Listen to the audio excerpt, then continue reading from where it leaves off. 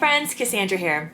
In today's video, I'm going to share 20 items ranging from meat to dairy to bulk to canned foods that are true values at the Amish market. As a small space homestead dreamer, shopping at the Amish market is a great way to transition your kitchen and pantry into a real country kitchen. Now, let's take a look at what and why I picked up certain items at the Amish market. But if you're new to the channel and you enjoy grocery hauls, please be sure to click on my grocery haul videos playlist where I show you how easy it is to can and ferment and preserve fresh food from the grocery store as an easy way to stock your pantry and save money. Let's start with the cheese. Now, this blend is a quality Amish made cheese that I have not found a counterpart to in terms of taste and freshness in your standard grocer.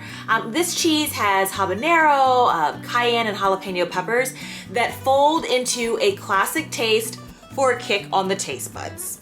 Now, at first I would use this on cheese platters or on chicken or turkey breast sandwiches, but let me tell you, I really enjoy taking just a few slices and slipping this into my winter soups that are potato, squash, or really just root vegetable based for instant flavor and creaminess. Oh, it is so good.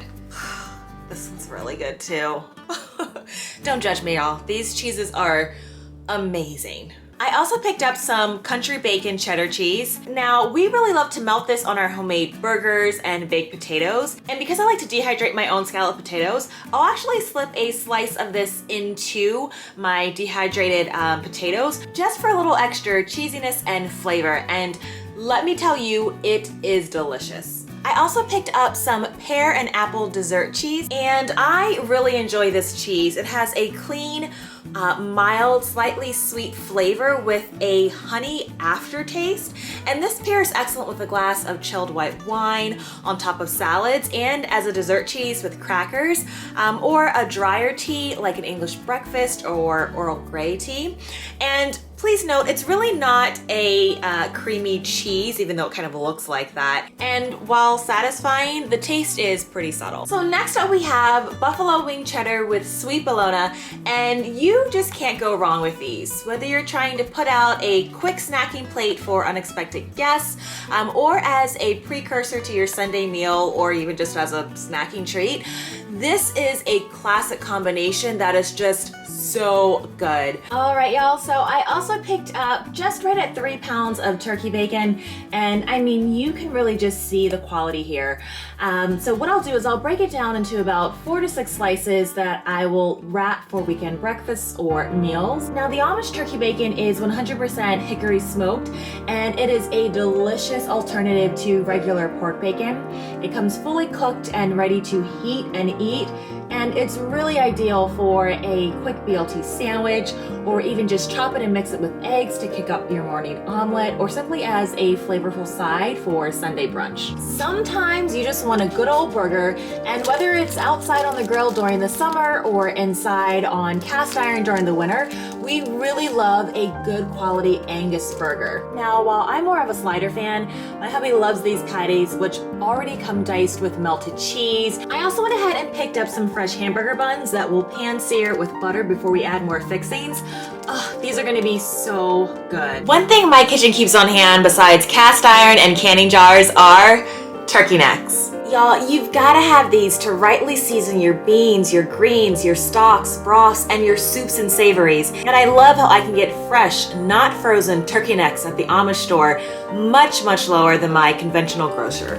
Once you've had hand-rolled Amish butter, it is so hard to go back to anything else. Now, it's definitely an artisanal butter for sure, so I reserve it for when the unique flavor and high fat content will be noticeable. Think homemade pie crusts or shortbread cookies, or when you're just enjoying the simplicity of a fresh slice of sourdough bread and butter. But definitely treat yourself every now and again to hand-rolled Amish butter when you can. I also picked up some blue popcorn. Now truly, you cannot beat the price point for buying whole kernels for popping popcorn, but where else can you get blue popcorn? Whole kernel popcorn is exclusively all I buy, and you can easily add oil to a pan and add your own butter and salt, or make my favorite, kettle corn, by melting sugar into oil before you add your kernels and then adding the salt later. And then there are tons of flavor toppings that you can customize by making your own herb and spice blends. Now, you all know that I love displaying my home canned foods, ferments, and pantry staples into glass jars. So this blue jade color just has a fabulous presentation. And just so you know, once popped, you will lose your color, but you'll have that standard white popcorn taste. All right, so next up, I also picked up some orange marmalade because for this past Thanksgiving, I actually made duck with an orange marmalade and tarragon sauce. Oh, it was so good. It was so delicious, in fact, that we're going to enjoy duck again this Christmas. And heretofore, can you believe that I have never canned orange marmalade? Now, moving forward, I will definitely add this to my canning inventory. But instead of buying a store-bought option, I wanted to go for a home-style one, so I picked this up. I also picked up some mild chow chow. Now, I love canning, and I have a number of videos already here on my channel showing you things that I enjoy canning, as well as tons more to come. But since I've only been canning for about 3 years, I'm at the stage where I'm both building up my canning inventory and making sure that what I can is the most of what my family eats and enjoys. So for me, there's kind of like this hierarchy where of the approximately 250 jars that I have, first, I can just raw ingredient vegetables. And then after that, it's sauces, tons of pasta sauces. And then after that, I get into my meat, so things like canned chicken and canned ham. And then after that, I'm really looking at several kind of specialty blends of jams and jellies. Oh, and my broths. Definitely tons of chicken and ham broth. But to keep me experimenting, I love grabbing a jar or two of something that I have yet to can to see if I will like it before I go ahead and make a batch. And while I have seen a number of the canners that I follow here on YouTube make chow chow,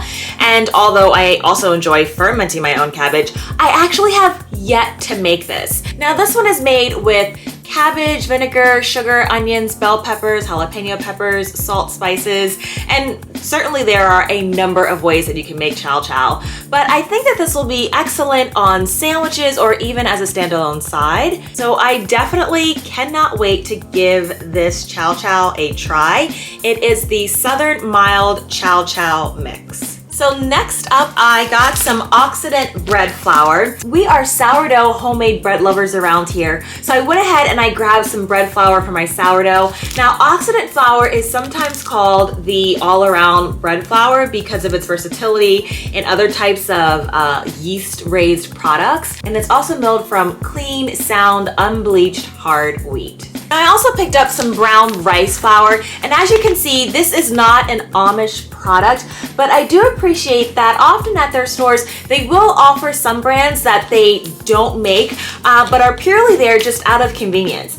And I use rice flour to powder my sourdough Banneton bread bowls, so this amount will last me for quite some time. All right, so next up we have some farina, which also goes by the name of cream of wheat, and buying the brandless farina instead of the commercial cream of wheat at the Amish market is truly a real savings. While various toppings on our weekday breakfast of oatmeal is fun, sometimes, y'all, I just like to change it up and eat a bowl of cream of wheat with a little bit of butter, sugar, and raisins. I also went ahead and picked up some Semolina flour. Now, if you haven't heard of Semolina flour, it is a coarse, pale yellow flour, and it's ground from the hard durum wheat that's used to make your traditional types of pastas. It can also be used to make pizza and bread and biscuit doughs, but I mostly use it as a non-caking agent on my homemade English muffins and homemade pizza crust. You just sprinkle a little bit around the bottom. So this bag will also last me quite a while. I also went ahead and picked up some mini oyster crackers, and y'all, these are just great on top of soups, which I make a lot of during the fall and winter, and they're just always so fresh at the Amish market, so I went ahead and grabbed some oyster crackers. Now, also from the bulk food section, I picked up a container of the hot chocolate mix, and truly, we only drink hot chocolate on snowy winter days and during Advent, so I don't need too much, making this small bulk package perfect. Now, of course, I had to grab the marshmallows, and these are fresh, they're homemade, and will be fun to top on top of our hot chocolate. Next up, we have some bay leaves. Purchasing bay leaves from the commercial brand at your grocer is also an item that you can get a little of for truly an inflated cost, but not so at the Amish market. I use these for stocks and soups and meat flavors, so this purchase padded my current inventory. I also picked up some chicken rub, and this particular blend is so good. Now, while I do enjoy seasoning my own food from my bulk herb collection, sometimes I just want to have an option that's ready-made, and this home blend is balanced and extremely savory. Look at this beautiful loaf of apple cake. Oh my goodness. I cannot wait to pair this with a cup of coffee. This, in terms of its presentation, is one of the many reasons that I just love shopping at the Amish market, because it reminds me of the small country church that I grew up in and the types of desserts and treats that our church mothers would make. And believe me, y'all, oh my goodness, everything in the Amish bakery is just so good. I'm a city girl now, but let me tell you, there is nothing that beats what comes from a home kitchen. Now, what I like to do is keep some of these cakes on hand and stick them in the freezer for an impromptu get-together, as well as for when I invite my friends over for tea or for a dessert. Shopping at the Amish market is an easy way to expose yourself to foods that you may never see in your mainstream grocer. It can also inspire your traditional foods pantry inventory. And even more importantly, it's a great way to support local business and traditional skills. And if you haven't already, leave a comment below sharing items that you like to pick up when you go to the Amish market. To get more homesteading tips in the city and ideas to help you say yes to your homestead dream in your spare time and in your small space, definitely be sure to click subscribe. I'll see you in my kitchen or garden soon. Take care.